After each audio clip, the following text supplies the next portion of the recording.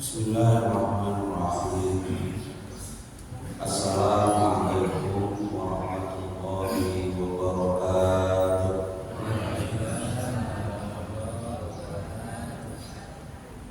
Alhamdulillahi wa kafa.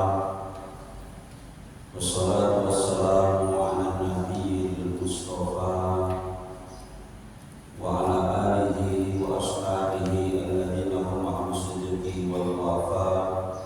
Amma ba'd. Yang kami hormati Ketua BKN Masjidul Huda serta seluruh pengurus yang hadir pada pagi hari ini, para ulama, para asatidz, para tuan guru yang kami muliakan, wabil khusus kepada Imam Khatib Masjidul Huda, serta seluruh jamaah salat subuh Bapak Ibu yang dimuliakan Allah. Marilah sama-sama bersyukur kepada Allah dengan melafazkan alhamdulillahirabbil alamin atas nikmat-nikmatnya, nikmat iman, nikmat Islam, nikmat kesehatan. Pagi ini kita masih bisa melaksanakan ibadah fardu salat subuh berjamaah dalam keadaan sehat walafiat. Pagi ini kita masih membuka mata, bisa berjalan menuju masjid. Nikmat yang mudah untuk dilupakan. Padahal kita tidak pernah meminta kepada Allah. Sebelum tidur kita lupa meminta kepada Allah. Ya Allah, perkenankan aku untuk membuka mata kembali besok pagi setelah bangun tidur. Tapi Allah berikan itu kepada kita semua. Pagi ini kita masih bisa membuka mata. Kadang-pun kita lupa sebelum tidur, ya Allah, berikan aku kehidupan kembali besok pagi.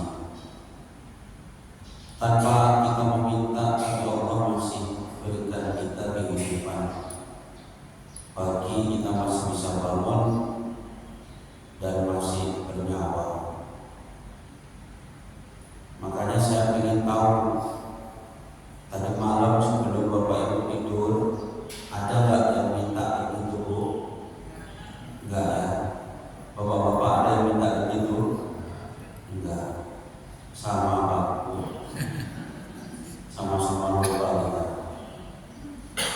Tapi begitu pun kita masih diberikan semuanya. Dan ini adalah nikmat dari Allah Subhanahu wa Ta'ala. Tanpa diminta kita selalu diberi. Maka kita dianjurkan untuk selalu bersyukur dalam setiap keadaan. Karena ada nikmat-nikmat yang Allah berikan, hanya kita tidak menyadarinya. Pagi ini kita bisa berkumpul. Ini adalah nikmat yang besar. Kita bisa berkumpul, mengkaji ilmu. Ini adalah suatu nikmat yang besar. Berkumpul dengan orang-orang yang ingin berbuat baik, orang-orang soleh, itu keberkahannya luar biasa. Digugurkan dosa-dosa. Bahkan Allah utus malaikat khusus untuk menaungi kita dengan sayapnya. Cuman kita nggak nampak, Pak. Ada malaikat ini yang diutus oleh Allah mencari di mana majelis zikir diadakan, majelis ilmu disampaikan. Malaikat itu memintakan ampunan kepada kita semua. Hatta laut fil bahar, hingga ikan-ikan yang ada di lautan memintakan ampun kepada orang yang mencari ilmu. Salawat serta salam semoga selalu tercurahkan kepada Nabi besar Muhammad Sallallahu Alaihi Wasallam yang selalu kita harapkan syafaatnya di hari kiamat nanti. Nabi kita Muhammad Sallallahu Alaihi Wasallam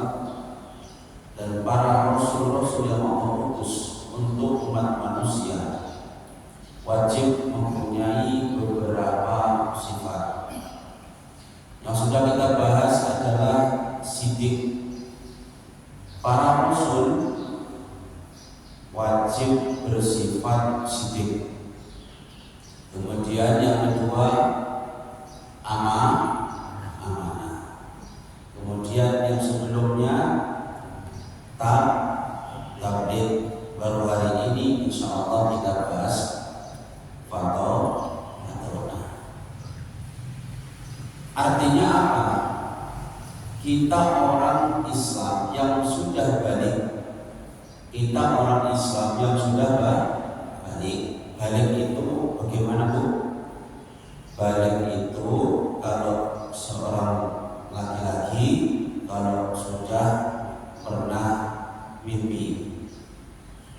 mimpinya khusus. Kalau perempuan sudah haid, kemungkinan haid umur 9 tahun. Namun kalau tidak ada tanda-tanda haid sampai lewat 9 tahun, begitu juga yang laki-laki sudah lewat 13 tahun, 14 tahun belum mimpi itu tadi, maka kepastiannya 15 tahun mau haid gak haid, 15 tahun mau mimpi gak mimpi, sudah dikatakan balik. Kepastiannya kalau anak sudah umur 15 tahun, maka laki-laki maupun perempuan wajib meyakini kepada Rasul-Rasul Allah, para utusan Allah, semuanya bersifat sidik, semuanya bersifat amanah, semuanya bersifat tabligh, semuanya bersifat fathah. Tidak sah keimanan kita, semua orang Islam yang meyakini satu pun kebalikan daripada 4 sifat wajib ini. Ada orang meyakini bahwa para rasul ini bersifat sidik, amanah, tabligh, tapi dia tidak meyakini bahwa rasul ini tidak bersifat fatona, cuma satu, maka keimanannya belum sah. Ada orang Islam meyakini sidik, amanah, fatona, tapi tidak meyakini bahwa Rasul tabligh, mempunyai sifat tabligh, menyampaikan wahyu, maka tidak sah keimanannya. Satu saja tidak diyakini dari sidik, amanah, tabligh, fatona bagi orang Muslim yang sudah balik berakal, maka imannya tidak sah. Oleh sebab itu kita semua yang sudah balik wajib meyakini. Ini kalau tidak ngaji tidak tahu apa yang diyakini, orang tidak tahu. Maka tauhid ini sebenarnya ini adalah ilmu yang harus diajarkan kepada anak-anak sebelum balik, supaya nantinya setelah balik mereka sudah punya bekal. Tapi saya lihat anak-anak umur 14 tahun, 15 tahun gak ada yang hadir di sini. Yang ada anak umur 60 tahun, 50 tahun. Pak Bu, anak-anak umur sebelum balik wajib diajarkan ilmu tauhid. Kalau mereka masih tidur dibangunin, diajak ayo ngaji, ini sebulan sekali ada pelajaran tauhid. Ayo ngaji, ini ada pelajaran fikih. Kalau bapak ibu tidak mau mengajak anak-anaknya, maka wajib bapak ibu sendiri yang mengajari mereka. Kita wajib sebagai orang tua memperkenalkan kepada mereka Allah, memperkenalkan Rasulullah. Wajib sebelum mereka bisa mengenal TikTok, mengenal Facebook, mengenal IG, mengenal artis-artis, harus dikenalkan para rasul, nama-namanya siapa saja, malaikat siapa saja yang wajib diketahui, sifat para rasul, sifat wajib Allah, sifat mustahil Allah, sifat jaiz Allah, dan para rasul harus dikenalkan terlebih dahulu. belum mengetahui itu padahal sudah balik, mereka pun berdosa. Bapak ibu yang punya anak juga berdosa karena tidak mau mengajari mereka. Makanya di pondok kami anak-anak masih ikra itu setiap hari sebelum mereka ngaji selesai sholat asar kami ajak baca-baca wujud kita pakom mukhalafatul lil khawadithi qiyamuhu binafsihi wahdaniyah qudra iradah ilmu hayat sama basar tanam qatiran muridan aliman hayyan sami'an basiran mutakaliman. Itu kalau bapak ibu termasuk orang kuno pasti tahu itu ilmu yang ahlu sunnah wal jamaah. Terus sekarang ini anak-anak jarang diperkenalkan itu. Serangan demi serangan masuk katanya ilmu apa itu bid'ah itu ini sesat ini. Saat ini jarang anak-anak kita didengarkan nyanyian-nyanyian itu, padahal itu penting. Itu akidah.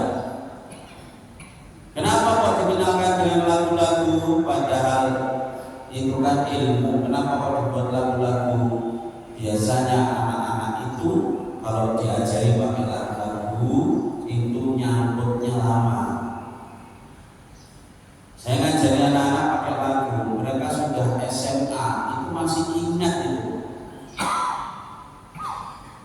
Ustaz dulu kan ngajari kami waktu SMP kelas 1, kami ingat Ustaz main lagu-lagu ini, Ustaz bukan bacaan ini, mereka ingat. Pelajaran yang tidak ada lagu-lagunya, sejarah Islam saya sampaikan, tarikh Islam kan cerita, itu banyak yang mereka lupa. Tapi kalau yang ada lagu-lagunya, itu ingat meskipun sejarah.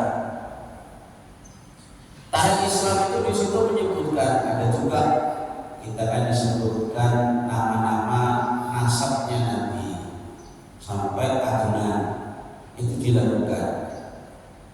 Coba kalau nggak dilakukan, nggak ingat mereka.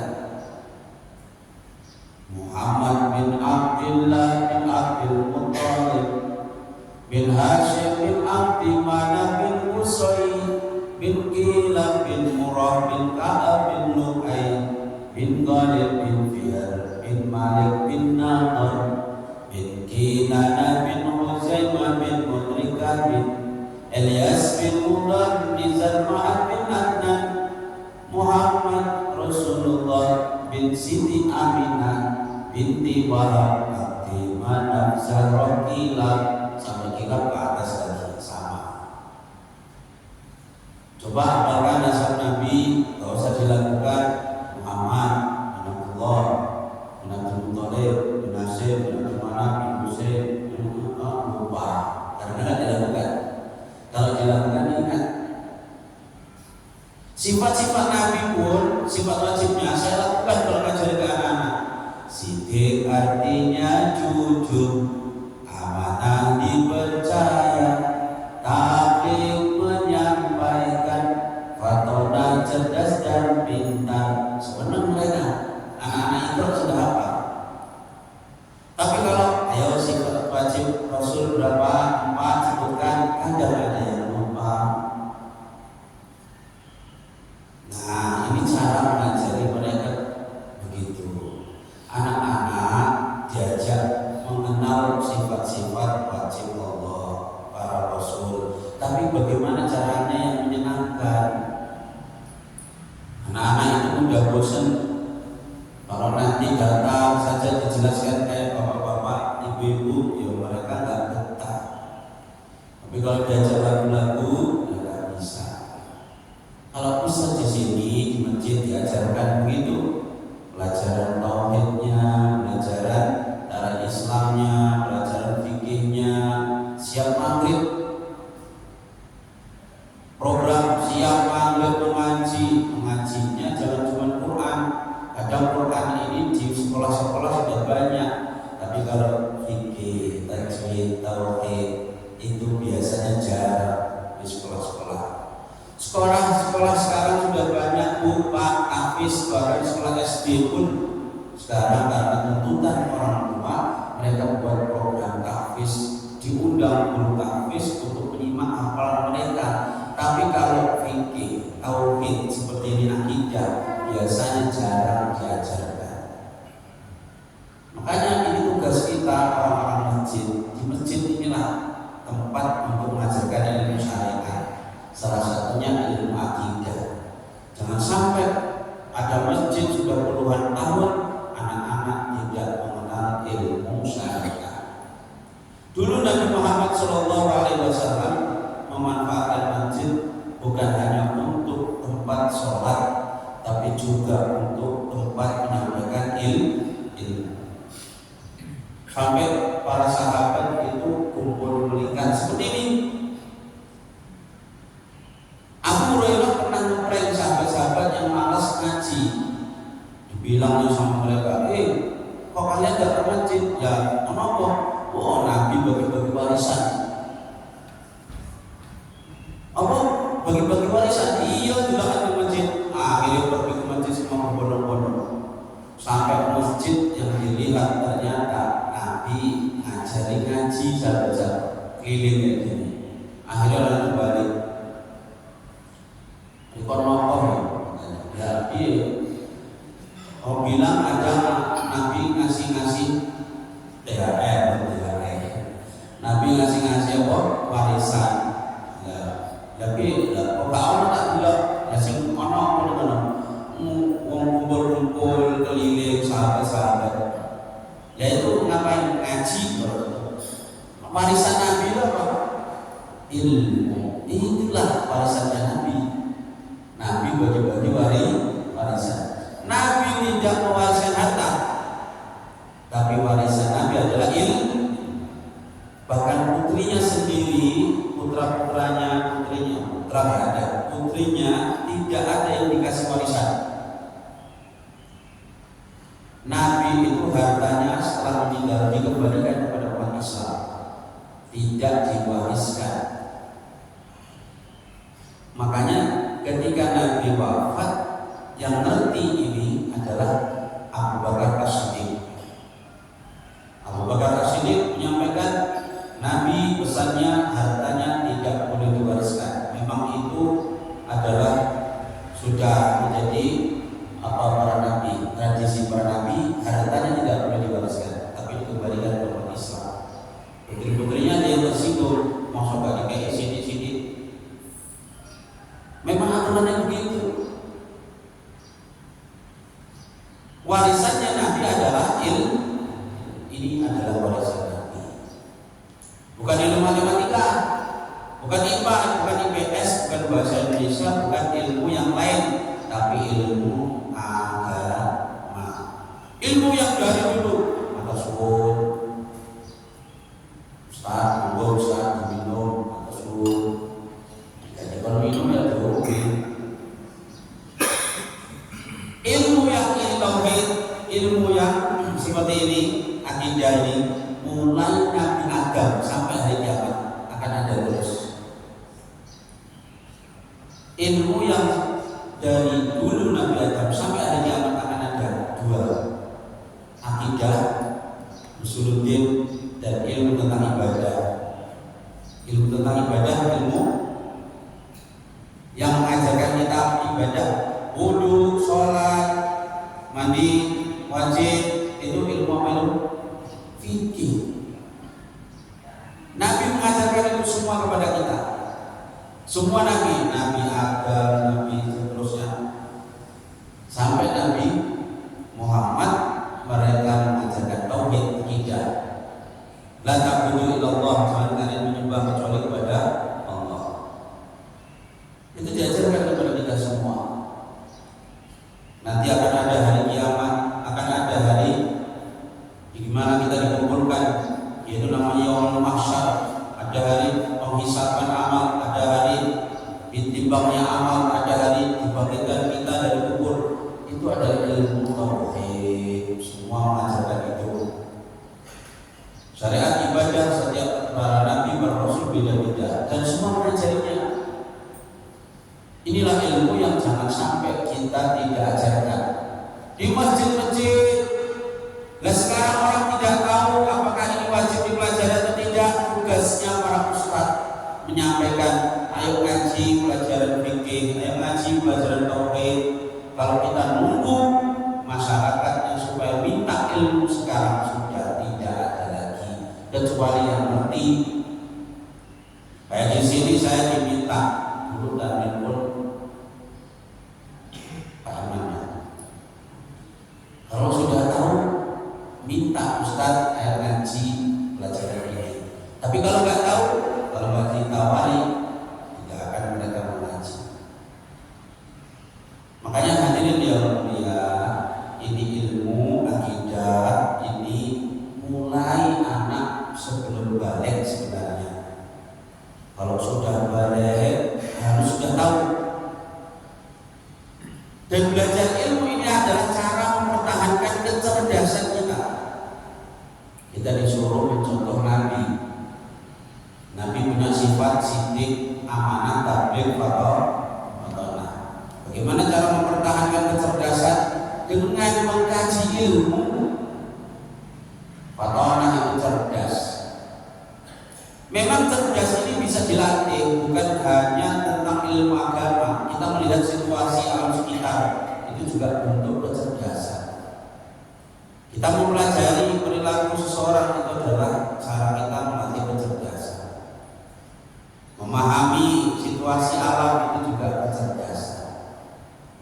Jadi belajar itu banyak. Kalau sudah belajar di alam, kita melihat ini biasanya kalau panas sumuk ini sedino, biasanya kok ini udan. Itu termasuk cara belajar memahami alam.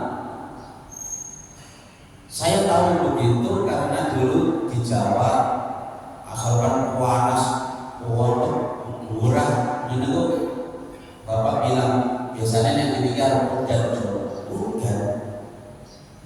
biasanya. Kalau saya nadai mendung biasanya kalau mendung mau hujan pak, iya biasanya mau. Terus bapak ngomong tapi nek ini wae gak udan nek mendung tok ini. Pikir-pikir, oh iya, nek mendung tok memang gak hujan. Cara memahami alam sekitar itu termasuk melatih kecerdasan. Nabi Muhammad SAW cerdas bukan cuma dalam memahami wahyu, tapi juga dalam memahami situasi. Ketika dakwah, Nabi itu cerdas. Ketika ada orang datang, ini cocoknya disampaikan apa, itu Nabi tahu situasinya. Bukan semua disampaikan rata kayak saya ini, kayak ustaz-ustaz sekarang. Nabi itu setiap orang apa yang mau disampaikan itu beda. Datang orang minta nasihat, ya Rasulullah, kau sini, ya Rasul beri aku wasiat.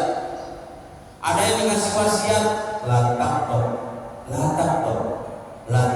balakal jannah. Ojo ngamukan, jangan suka marah. Diulang ini 3 kali. Balakal jannah. Kalau kamu bisa menahan marah, maka kamu akan dapat surga. Bagi orang yang sering marah-marah, nasihatnya begitu.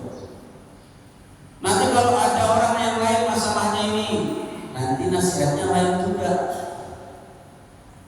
Misalkan orangnya ini, misalkan gak istiqomah, ya. Nanti nasihatnya Nabi, kamu iman kepada Allah, semua stabil, lalu kemudian istiqomah. Jadi nasihatnya Nabi kepada setiap sahabat itu berbeda. Tengok dulu orang ini gimana, yaitu kecerdasan. Kenapa kalau Nabi harus punya sifat cerdas? Setiap para Rasul ini wajib mempunyai sifat cerdas. Kalau para Rasul tidak mempunyai sifat cerdas, ini mustahil. Mustahil bagaimana? Tidak mungkin. Bagaimana Nabi bisa menyampaikan tanpa kecerdasan? Bagaimana Nabi bisa membantah kalau ada orang kafir yang kemudian menyangkal? Nabi Ibrahim alaihissalam, Nabi Ibrahim salah satu rasul, sampai Allah abadikan watil hujjatuna ataina Ibrahim ala qaumi, dan itu adalah hujjah dalilku, kami berikan itu kepada Ibrahim ala qaumi, untuk menghadapi kaumnya. Nabi Ibrahim siapa musuhnya? Raja Namrud. Nabi Ibrahim itu masih beliau bisa membantah, ya, menyampaikan, bisa membantah pikirannya sendiri. Maksudnya gini, Nabi Ibrahim itu ketika mencari Tuhan sangat cerdasnya. Beliau itu nyari Tuhan sebelumnya. Ini bintang, ini kurasa Tuhan ini. Tapi kalau malam ada, tapi kalau siang nggak mungkin. Kalau Tuhan itu nggak mungkin hilang. Tuhan itu selalu ada terus. Kalau hilang berarti bukan Tuhan. Bisa mikirnya, apa ini bulan ini yang selalu gede? Mikir mana? Ini kayak ini Tuhan ini. Rupanya siang itu hilang juga. Nah bukan. Kalau hilang berarti Tuhan. Siang ada matahari, wah ini lebih terang, lebih besar nih. Tapi nanti malam hilang juga. Enggak. Jadi terus dibangun. Ini cara berpikir anak-anak masih umur segitu, tapi nyari terus. Lalu kita ini mau memperkuat keimanan kita, akidah kita harus punya kecerdasan. Enggak cukup Bapak Ibu cuma mendengar dari ustaz, tidak cukup, tapi harus dikembangkan sendiri. Ini Bapak Ibu mengetahui sifat wajib Allah, kemudian dikembangkan, dipikir, dipelajari lagi sendiri, diulang-ulang pelajarannya.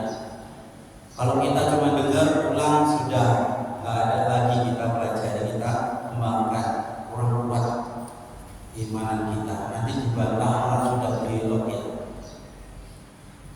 Banyak itu anak-anak santri, ya padahal sudah belajar puluhan tahun. Lalu itu keluar dia campur baur sama kawan-kawannya yang nggak ngaji. Bisa kok mereka itu ikut mereka. Padahal ngaji di pondok mulai siji SMP sampai 10 SMA. Yang tahun ini 6 tahun. Tapi begitu campur baur sama kawannya hilang semua. Itu mereka itu mendengar tapi tidak dikembangkan, tidak dilatih kecerdasannya. Bagaimana cara melatih kecerdasan? Ngaji terus sampai kapan? Sampai mati.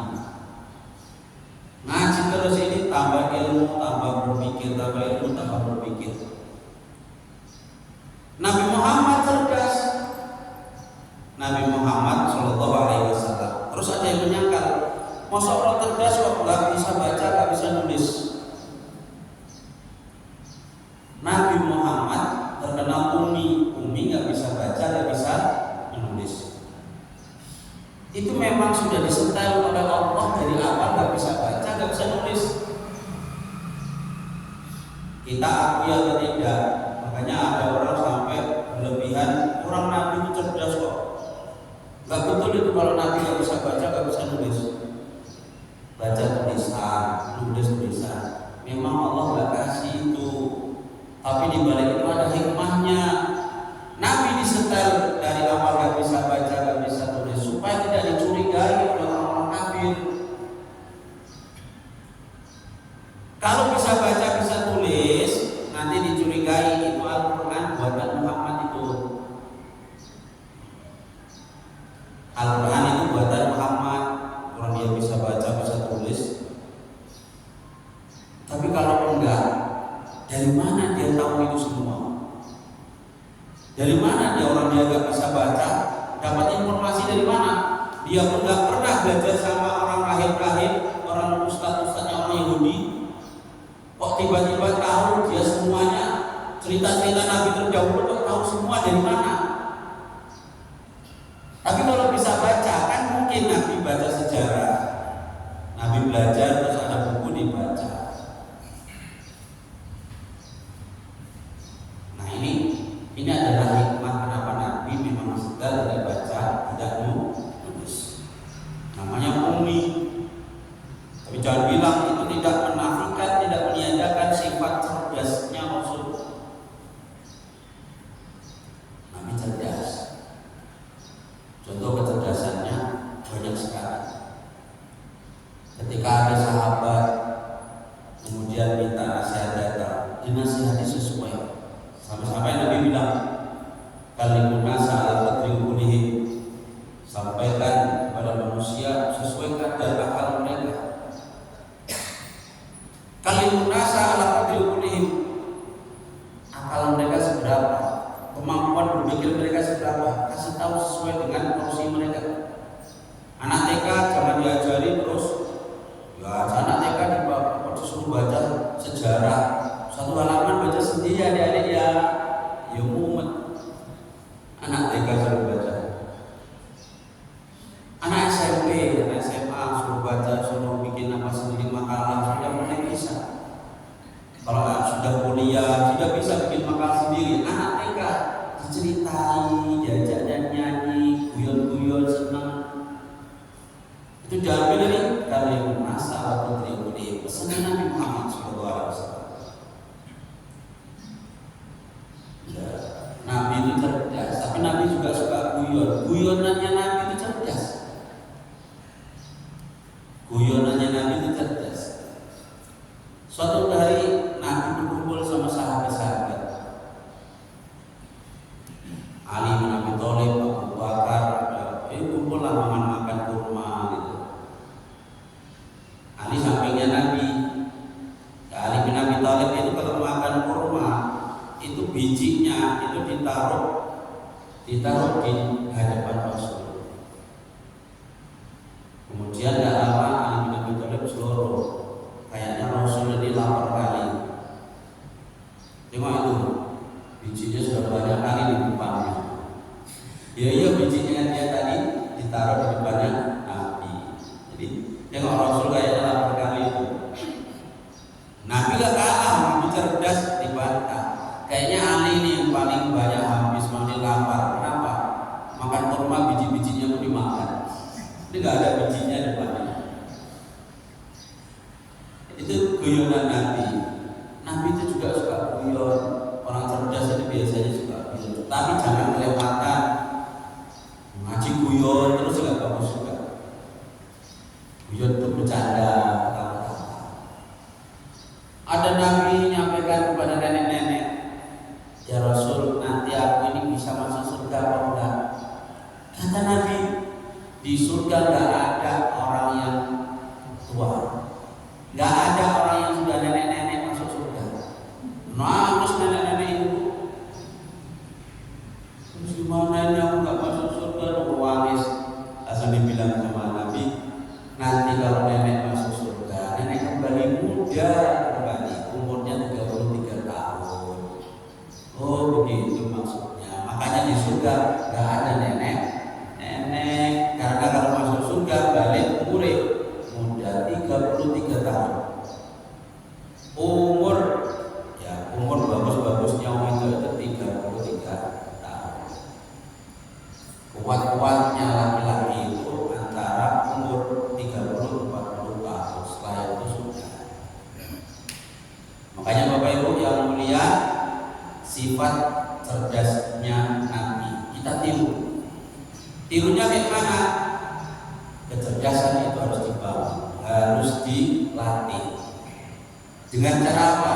Terus mengkaji ilmu, memahami keadaan sekitar, situasi sekitar, itu juga membangun kecerdasan. Memahami alam semesta, bagaimana kita berpikir. Manusia itu dikasih akal supaya berpikir. Ini Allah ciptakan gunung. Gunung untuk apa sih? Loh, ini membangun keimanan itu begitu. Kenapa Allah ciptakan gunung?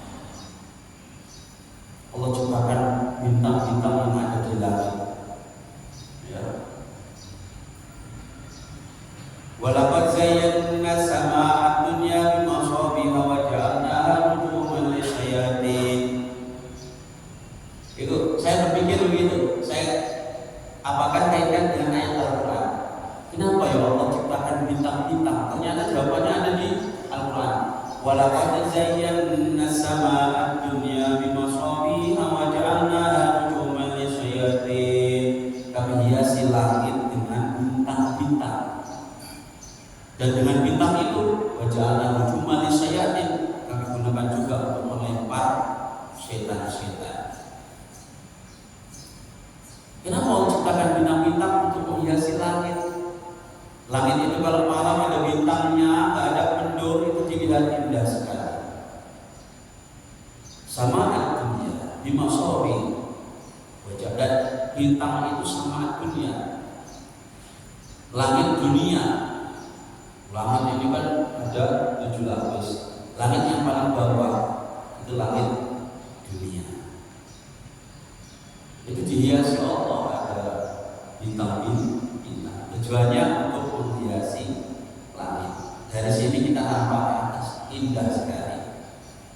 Kenapa Allah ciptakan tumbuh-tumbuhan? Kita berpikir benar, bangun itu dasar.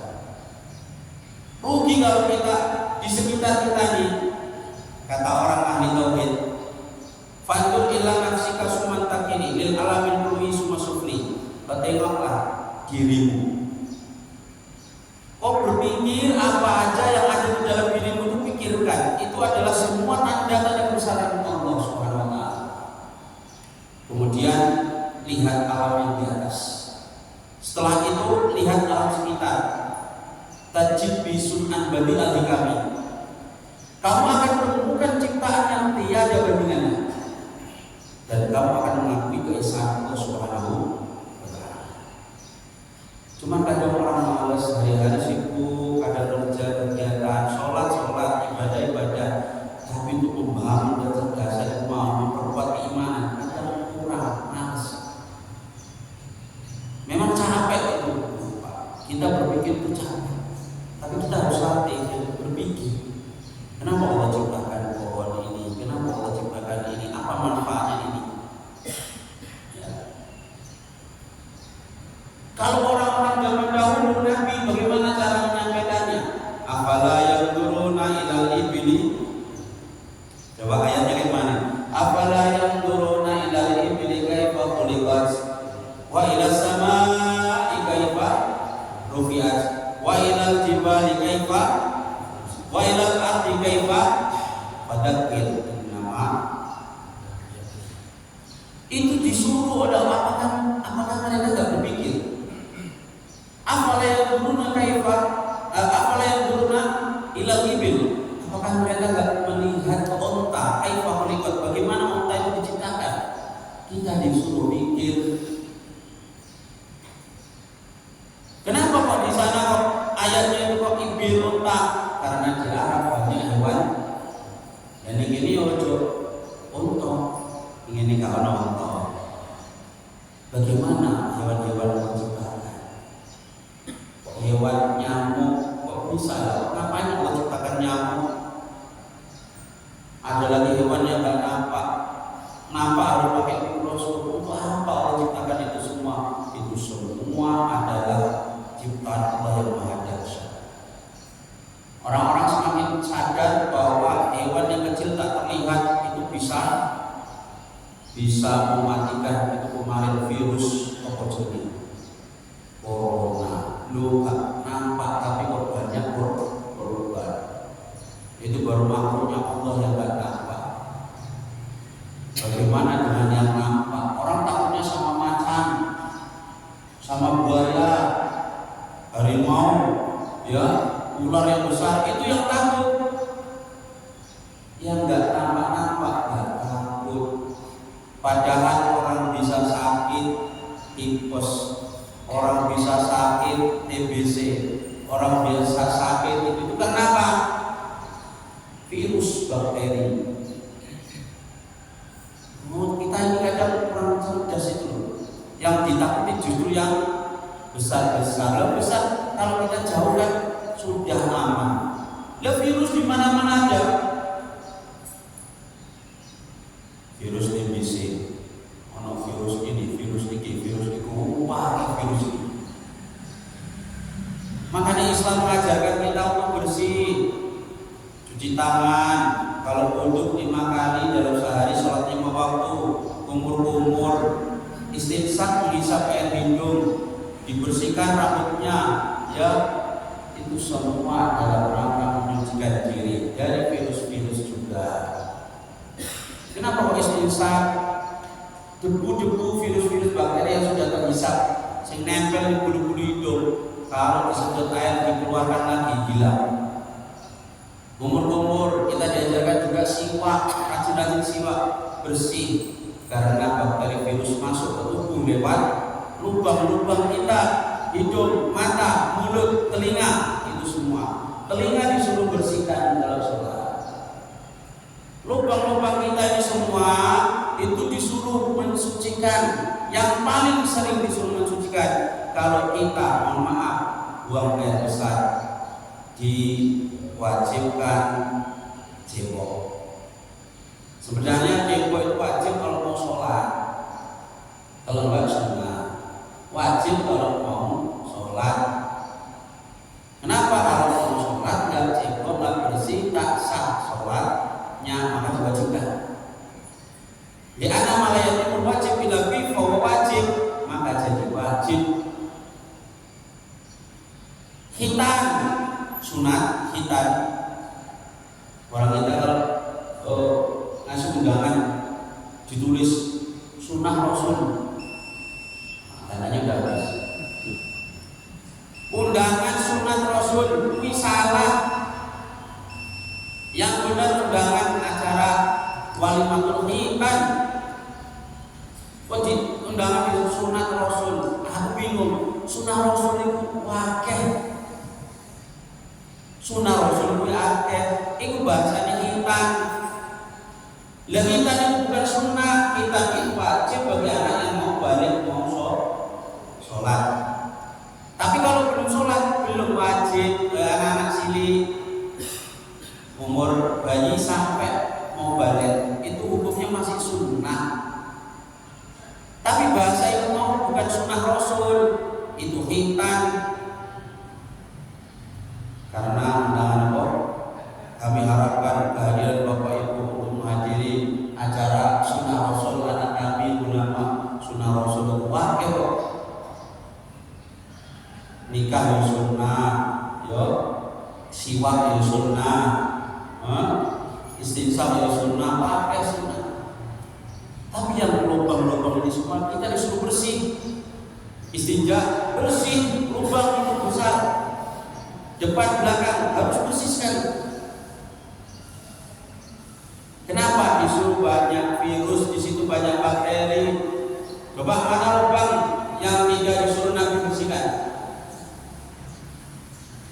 Kita harus cerdas berpikir. Kenapa kok disuruh hisap hidung? Kalau wudhu disunahkan hisap air hidung. Kumur-kumur ini tempat yang kita memasukkan makanan itu campur bakteri, campur apa saja supaya bersih.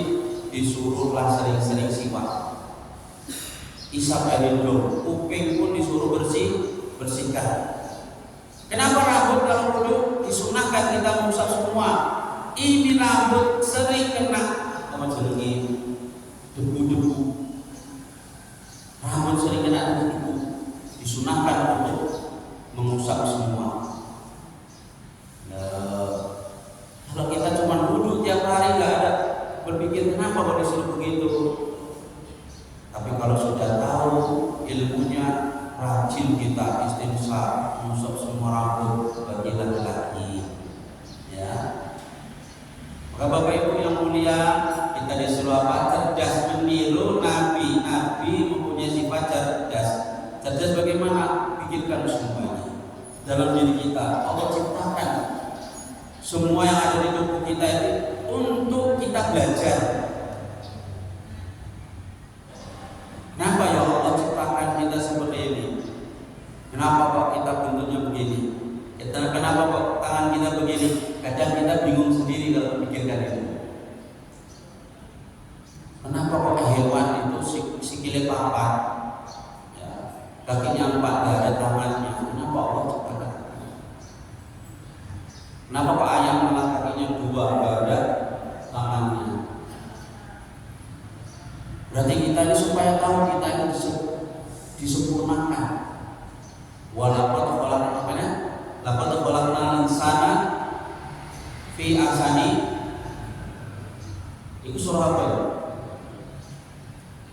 Kita ini diciptakan fi ahsani taqwim, bentuk yang paling sempurna. Kalau dengan bentuk kita yang paling sempurna kita tidak gunakan, berpikir rugi kita. Nah ini untuk menangsa supaya kita mau berpikir, meniru sifat Nabi yang keempat, sifat para Rasul yang keempat, yaitu apa?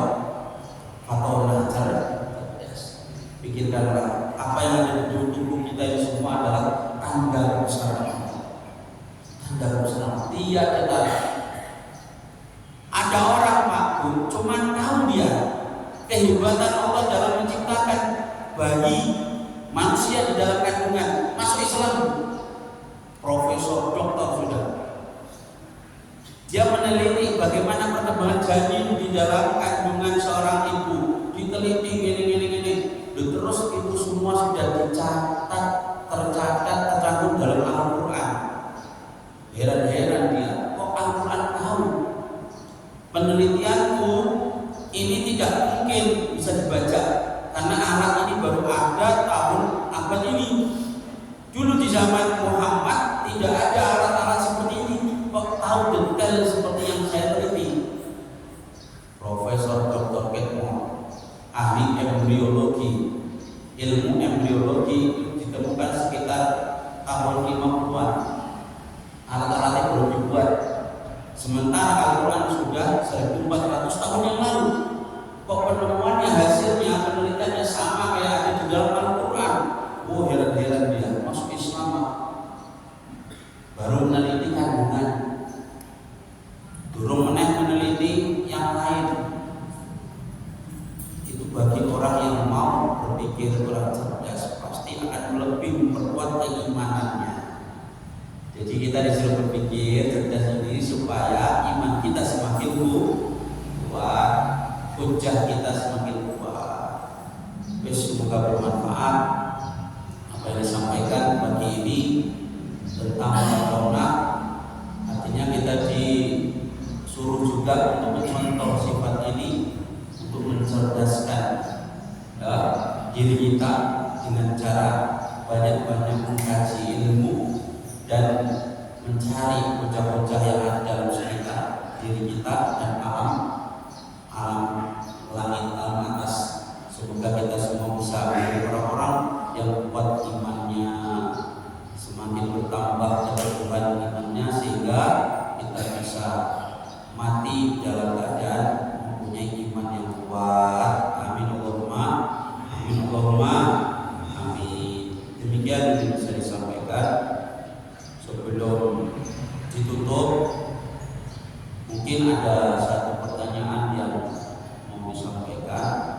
Kami persilahkan kepada Bapak Ibu. Saya belum puasa, ini hari Sabtu.